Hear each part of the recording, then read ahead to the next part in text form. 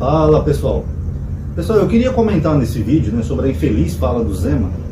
E eu sei que esse vídeo não vai ser agradável para as pessoas que me seguem ou da esquerda, porque eu acho que as pessoas estão criando muita tempestade num copo d'água em torno de uma fala do Zema que foi um pouco mal interpretada, tá? Eu também no começo acreditei que o Zema tinha feito uma fala xenofóbica, né, preconceituosa contra o Nordeste. Mas aí quando eu fui ler a matéria eu vi que não era bem disso que ele estava falando. O que o Zema estava falando é basicamente o seguinte, eu vou explicar para vocês. O Brasil, nós temos um negócio chamado Pacto Federativo. Então os estados têm impostos que nós recolhemos que vão para a União, que é para Brasília, Distrito Federal, e são repassados depois, alguns desses mesmos impostos são repassados de volta para os estados. Só que isso não é igual, não é proporcional. Por exemplo, os estados do Sul e Sudeste, geralmente eles repassam mais e arrecadam menos. São Paulo, por exemplo, acho que foi em 2022, se eu não me engano, São Paulo repassou 500 bilhões para o governo federal e recebeu 50 bilhões de volta.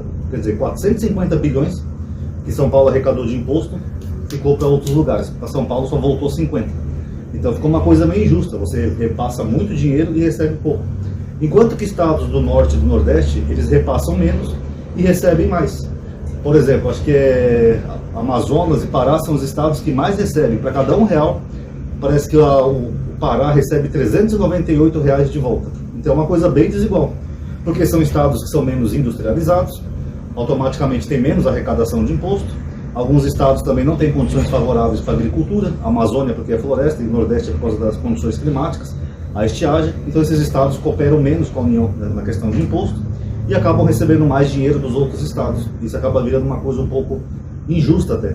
É claro que tinha que desenvolver mais essas regiões, como por exemplo no Norte está tendo aquela polêmica sobre aquela perfuração de petróleo na foz do Amazonas. Não é nem na foz, né, que fica 500 quilômetros, né, no mar. Mas se desenvolvesse ali, já ia ser bom para o estado de Roraima. O estado de Roraima ia conseguir colaborar mais com a União e desenvolver mais o seu estado e até a região próxima ali. Então tinha que desenvolver mais o Nordeste. Agora, com essa reforma do Haddad que o Haddad fez, o imposto que vai ser destinado para as federações, para os estados, ele vai ser decidido por um conselhão. E esse conselhão não vai ser feito pelo governo federal, vai ser feito pelos governadores dos estados. E aí entra essa questão geográfica que o Zema abordou. Porque, por exemplo, só no Nordeste são 9 estados. 9.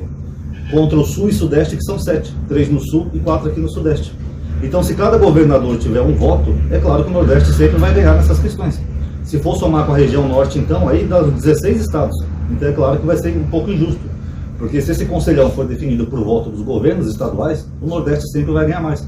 Sendo que o Nordeste tem estados ali que são extremamente pequenos geograficamente, como, por exemplo, Alagoas e Sergipe. É só uma coisinha de nada ali coladinho na Bahia. E tem estados que são bem pouco populosos, como por exemplo Piauí e Maranhão.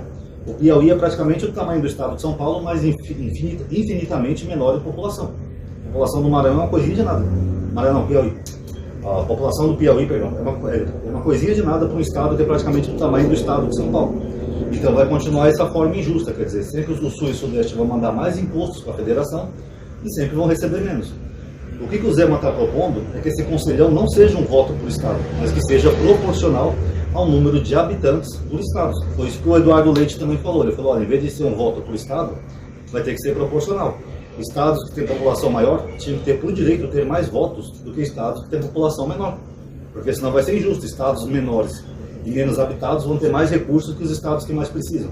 Vamos fazer uma comparação simples aqui. Piauí e Rio de Janeiro. Rio de Janeiro tem muito mais população, muitos mais problemas urbanos, e o Rio de Janeiro necessitaria de muito mais investimento do que, por exemplo, o estado do Piauí, que é menos habitado, que tem menos problemas do que o Rio de Janeiro. Então, pela lógica, o Rio de Janeiro deveria ter direito a ter mais votos do que o estado do Piauí.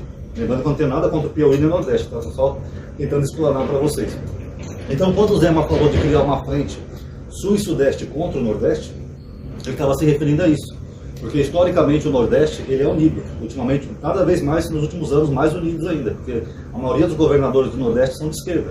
Então, geralmente, o Nordeste eles votam em conjunto nessas questões. Ah, para quem a gente vai destinar mais verba para a saúde? O Nordeste vai lá em peso e vota em junto pelo Nordeste, porque é o direito deles. Eles estão puxando brasinha para o povo deles. Completamente certo. Então, na visão do Zema, o Sul e o Sudeste tinha que fazer o mesmo. Em vez de ficar com briguinha regional, porque o Sul é melhor, o Sul é meu país, não sei o quê, o Sul e o Sudeste tinham que se unir para puxar a brasinha para o seu lado também, lutar pelos seus interesses. Não, a gente está no Sudeste e a gente também tem necessidades que nós precisamos também dessas verbas. Então a fala do Zema foi basicamente isso, fazer uma frente contra o Nordeste, Não para separar o Brasil, não para brigar com o Nordeste, não para ser xenofóbico, mas uma frente na questão de impostos, brigar pelos direitos. Porque se a gente for pegar pela quantidade de número de estados, o Nordeste sempre vai ganhar. Foi basicamente essa a fala dele.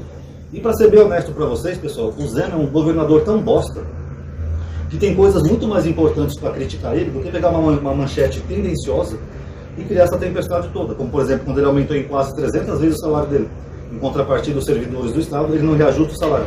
Isso é mais importante do que uma fala infeliz dele que foi mal interpretada. Tá bom? Querem meter o pau no Zema? Eu sou o primeiro, porque eu detesto o Zema.